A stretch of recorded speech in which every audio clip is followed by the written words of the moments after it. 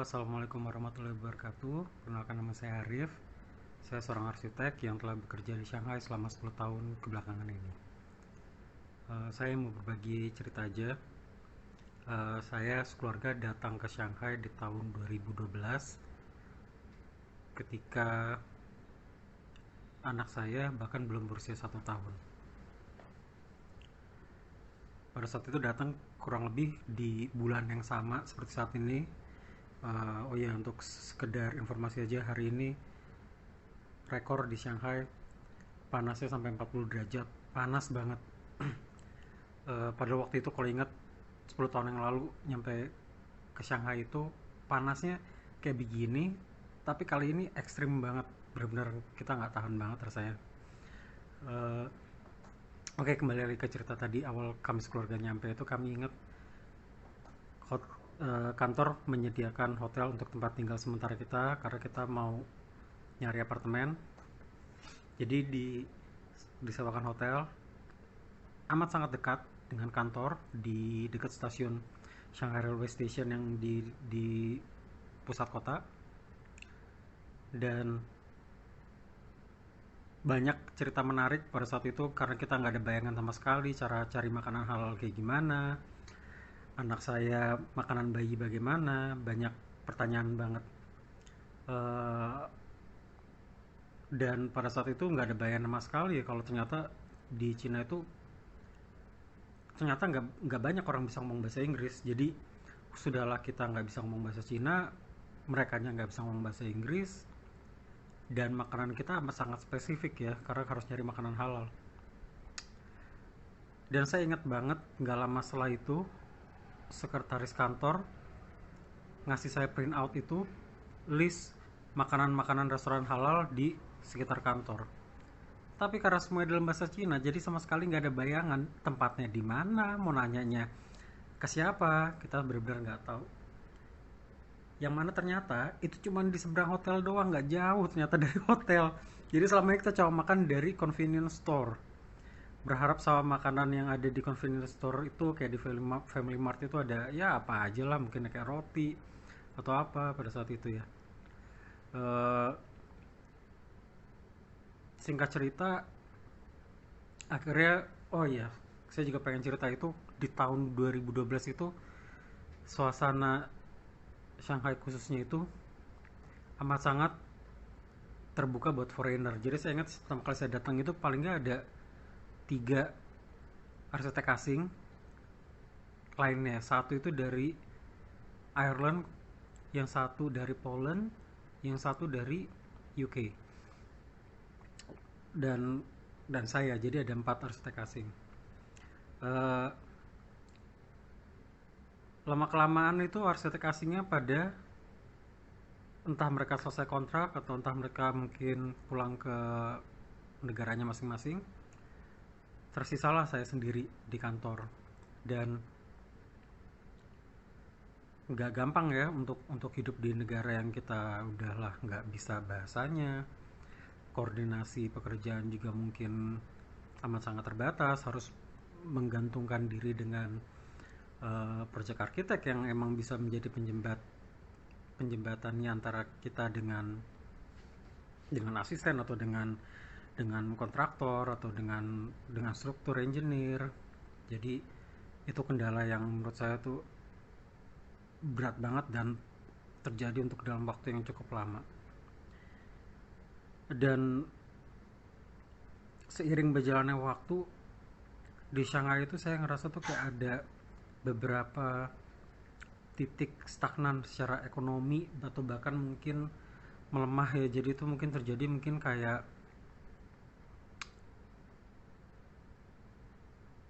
5 tahun yang lalu, terus membaik, terus 3 tahun yang lalu membaik, terus 2 tahun yang lalu itu tepatnya pas setelah pandemi ini. eh, Kelihatannya kita semua mencoba untuk positif ya, tapi hmm, nggak bisa dipungkiri kalau imbas dari pandemi ini terasa di bidang manapun. Nggak di Cina aja, di negara lain juga mungkin mengalami inflasi yang gila-gilaan. Dan untuk kasus saya sendiri, kalau saya mau berbagi sebenarnya saya mencoba jujur sama diri saya sendiri. Saya udah sebenarnya udah mencoba berkali-kali untuk coba keluar dari kantor ini, tapi emang dikarenakan hubungan dengan rekan kerja yang baik, despite dari pekerjaan yang mungkin menurut saya udah nggak sejalan lagi. Eh, Mungkin, dan faktor terbesarnya adalah kenapa saya reluctant untuk pindah kantor lain adalah kantor saya tuh dekat banget sama masjid Tuksi Mosque itu hanya 3 stasiun dari kantor saya, tempat saya bekerja, yang mana kalau saya naik sepeda itu cepet banget untuk nyampe ke masjid. Eh, dan saya baru mencoba belajar agama lagi mungkin beberapa tahun kebelakangan, dan saya semakin rasa sebenarnya bahkan jauh sebelum pandemi ini kok kayaknya pekerjaan saya itu di hati saya rasanya udah nggak ada, tapi saya rela-relain karena memang kalau saya pindah kerja di kantor lain mungkin saya nggak bisa ke masjid. Dan setelah belajar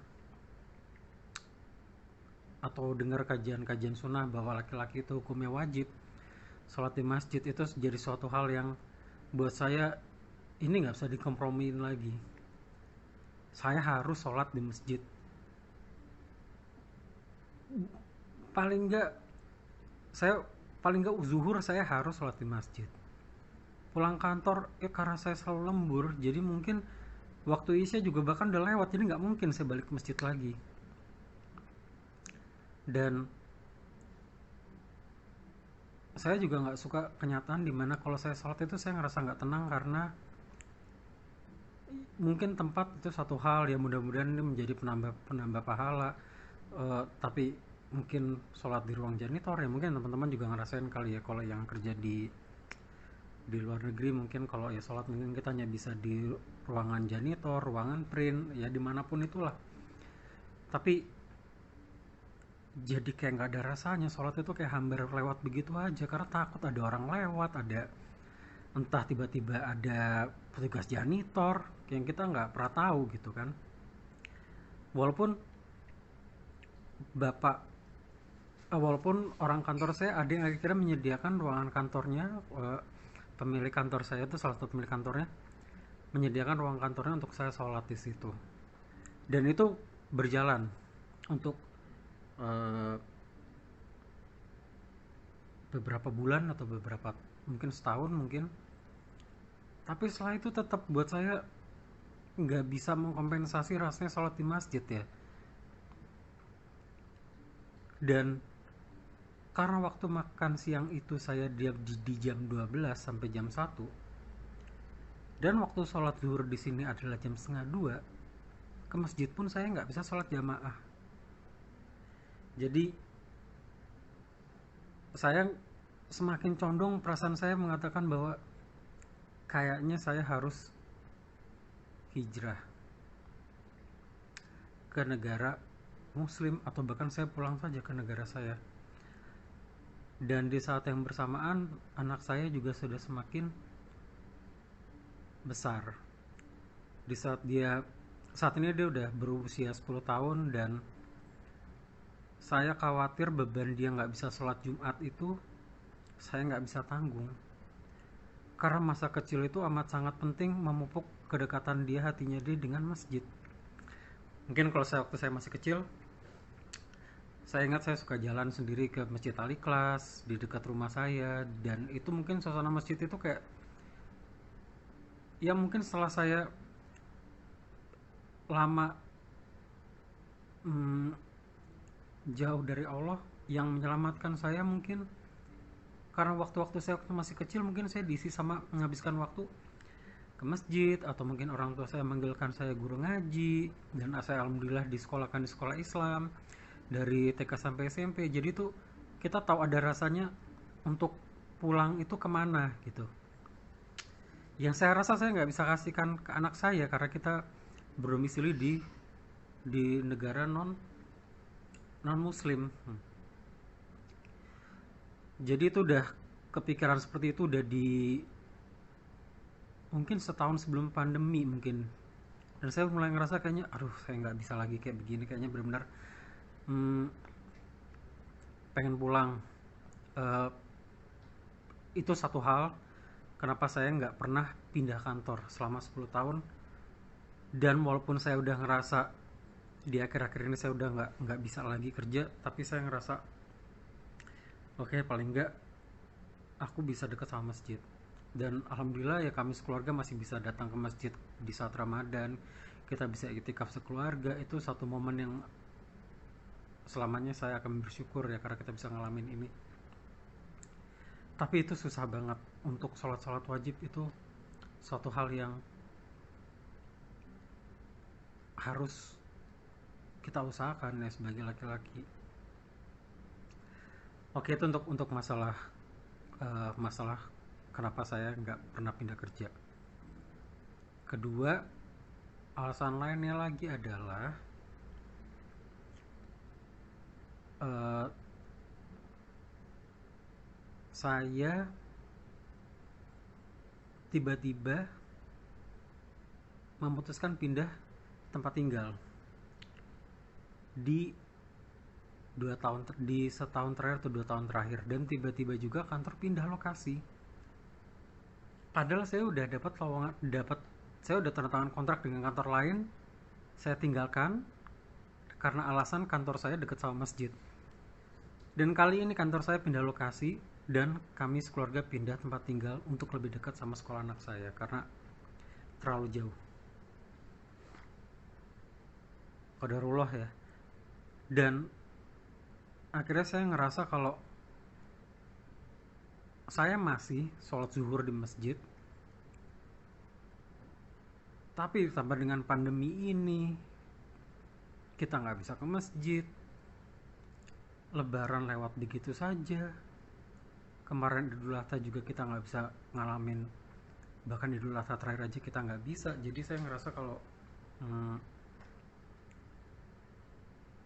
mungkin Allah udah akhirnya semakin uh, memposisikan saya itu di kondisi seperti ini mungkin untuk memperkuat hati saya untuk pindah kembali ke Indonesia. Yang ketiga nih, alasan yang paling penting buat saya adalah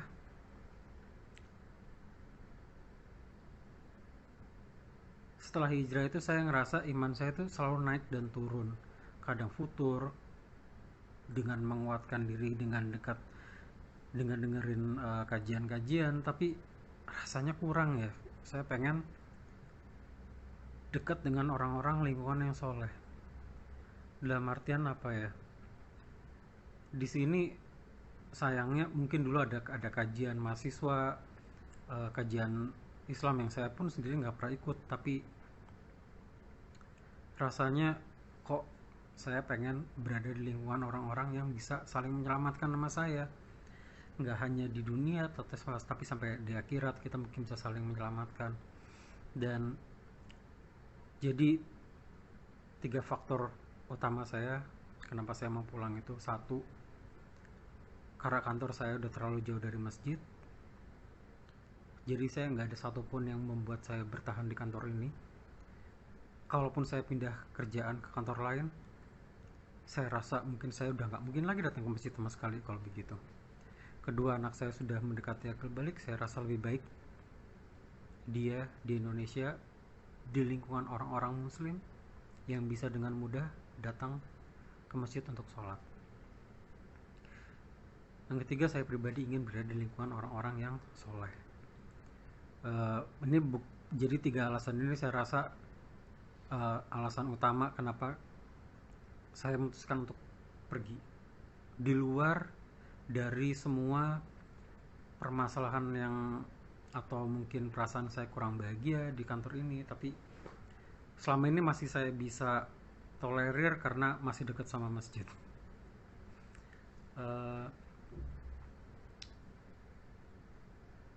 Kalau ngomongin masalah pekerjaan saya selama ini, sekedar cerita aja, selama ini saya kebanyakan project-project saya itu proyek skala besar, mixed use, perkantoran, dan jadi saya kadang ngerjain shopping mall atau mungkin di yang mana di dalamnya ada tempat-tempat yang mungkin saya nggak bisa pertanggungjawabin juga qadarullah.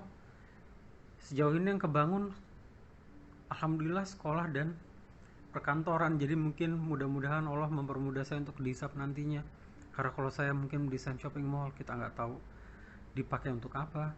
Qadarullah juga bangunan perkantoran pun seingat saya nggak pernah ngebangun bangunan perkantoran untuk bank, alhamdulillahnya. Suatu hal yang saya nggak yakin bisa saya pertanggungjawabin nantinya. Jadi sebelum ini saya mungkin mau cerita sedikit lintas perjalanan saya dari saya lulus kuliah sampai sekarang. Kan saya udah cerita kalau saya pernah bekerja di 4 negara sampai akhirnya selama 15 tahun, dan sampai akhirnya sekarang saya memutuskan untuk pulang. Jadi saya lulus dari Universitas Trisakti, jurusan Arsitektur, Fakultas Teknik Sipil dan Perencanaan di tahun 2006 saya lulus. Setelah itu saya kerja di Singapura di salah satu konsultan besar di sana untuk beberapa proyek India, skala proyek besar. Dan saya ingat pada saat itu terjadi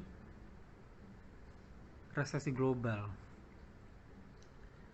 yang menyebabkan saya ditransfer dari tim India ke, maksudnya pas saya ngomong tim India itu saya maksudnya tim yang mengerjakan proyek-proyek India pindah ke tim yang mengerjakan proyek-proyek Vietnam dan Singapura. Dan alhamdulillah pada saat itu saya mendapat pekerjaan untuk pindah ke Meksiko di kantor bunker, di salah satu kantor konsultan yang menurut saya sih amat sangat eksperimental ya, yang desainnya benar-benar bertolak belakang sama kantor saya sebelumnya di Singapura. Kalau di Singapura itu mungkin proyeknya proyek skala besar yang amat sangat komersial, yang dimana nomor-nomor itu penting banget untuk klien. Sedangkan di Meksiko itu semua tuh loose banget ya, kayak semua tuh soal ide. Salah satu project saya itu Evolos Earth Scraper, kalau kalian mungkin pernah lihat. Sebenarnya itu kompetisi ide yang saya nggak tahu kenapa ceritanya jadi panjang banget dan a bit complicated. Tapi itu cukup merepresentasikan kantor tempat saya bekerja di Meksiko itu, bahwa mereka tuh amat sangat eksperimental banget. Suatu saat itu ada yang lucu, itu mereka mencoba, ada idenya itu gimana kalau billboard sepanjang jalan di ring road satu Mexico City itu dirubah jadi apartemen, jadi nggak cuma jadi area kosong holo di belakang poster itu. Well, itu mereka menunjukkan gilanya mereka sih ya untuk masalah desain tuh. Kayaknya suatu hal yang menambah kaya pengalaman saya ya, karena sebelumnya dari yang amat sangat komersial tiba-tiba amat sangat konseptual, amat sangat eksperimental, but it was very fun. Mereka itu amat sangat menggelitik kreativitas kalau saya mau cerita. Terus pada saat itu saya akhirnya memutuskan untuk kembali ke Indonesia dikarenakan satu dan dua hal. Dan saya kembali lagi kerja di Singapura untuk perusahaan interior, dan abis itu kalau nggak salah kerja di salah satu perusahaan besar dan cukup tua di Asia. Dan setelah itu ya pindah ke Shanghai. Jadi ya total setelah 15 tahun pindah sana ke sini. Sebenarnya ada juga kisah lucu juga sih, waktu sempat kerja di Pantai Gading, yang entah kenapa setiap kali aku tuh mau pindah kerjaan itu pasti ada satu hal yang unik gitu ya, Jadi di Meksiko itu waktu itu aku kepikiran soal kesehatan ibu sampai aku pingsan, jatuh di lift. Waktu itu kerja lagi weekend. Ini masih ada bekasnya nih di sini. Robek di lift, jadi nggak ada siapa-siapa. Bangun-bangun berdarah di sini. Jalan ke kantor sendiri, di kantor masih ada orang yang bikin market. Ngelihat aku sampai yang, wah, kamu kenapa? Aku aja juga nggak ngerasa kenapa-napa gitu kan. Mungkin karena mungkin kepikiran orang tua, kepikiran. Dan mungkin pada saat itu aku ingat banget kondisinya Meksiko lagi dingin. Eh, Meksiko bisa dingin. Iya, dingin banget. Aku pingsan dan akhirnya aku bilang sama atasan aku, kayaknya aku banyak pikiran, aku kayaknya harus pulang ke Jakarta dulu. Akhirnya ya itu pulang ke Jakarta. Wah, itu salah satu kejadian yang unik menurut aku. Terus selanjutnya lagi pas kita ke Pantai Gading, kejadian unik juga yang memaksa kita akhirnya kembali lagi dan aku harus kembali kerja lagi ke Singapura.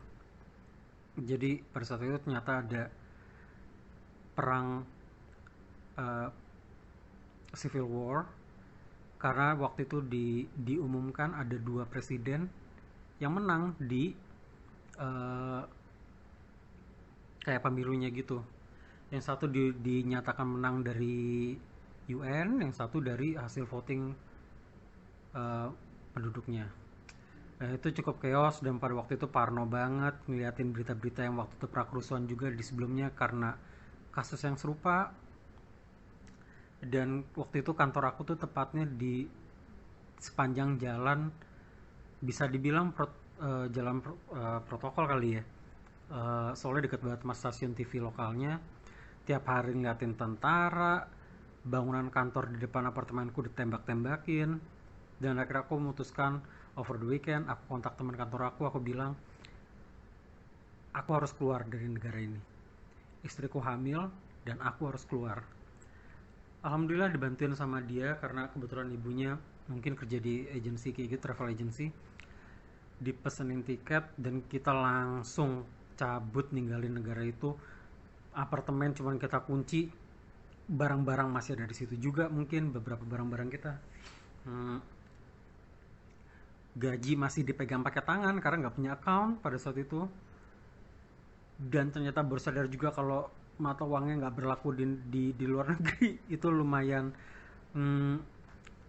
chaos sih buat aku waktu itu. Dan istri sedang hamil saat itu dan kita nggak megang uang sebenarnya untuk kelahiran istri aja. Mungkin pada saat itu ya mungkin pada saat itu memaksa untuk saya harus kembali kerja di Singapura. Tapi di luar itu semua, kalau aku pikir-pikir lagi dari pengalaman hidup aku ini, aku berbaik sangka sama Allah. Mungkin emang Allah selalu mm,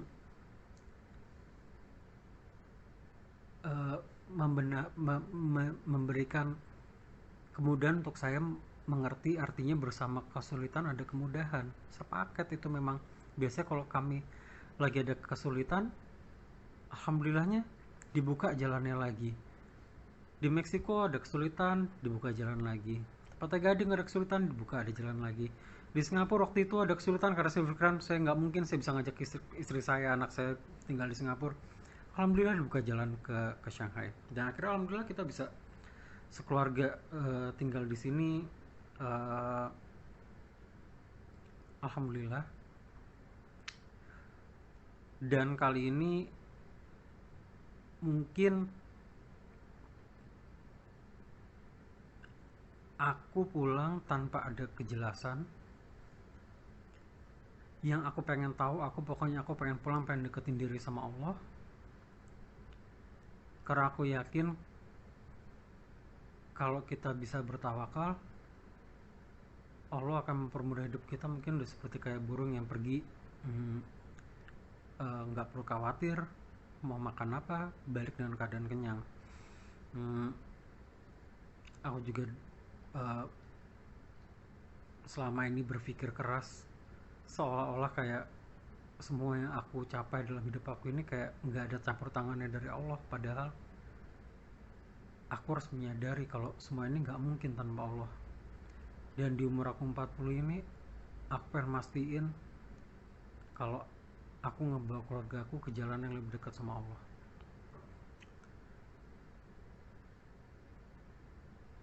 Dan kali ini aku pengen memastikan sama diri aku sendiri, kalau niat aku pulang ini aku pengen hijrah agar kita sekeluarga bisa beribadah lebih tenang dan dikelilingi sama teman-teman yang soleh, saudara-saudara yang soleh, memberikan pendidikan agama yang baik untuk anak, dan lebih bukan mengafirmasi ya, tapi lebih kayak untuk memasrahkan diri kepada Allah, mempercayakan bahwa Allah akan I'm not he's gonna do his part selama kita udah bertawakal. Jadi itu mungkin ilmu yang pengen aku pelajarin untuk kembali ke Indonesia ini. Insya Allah ada jalannya.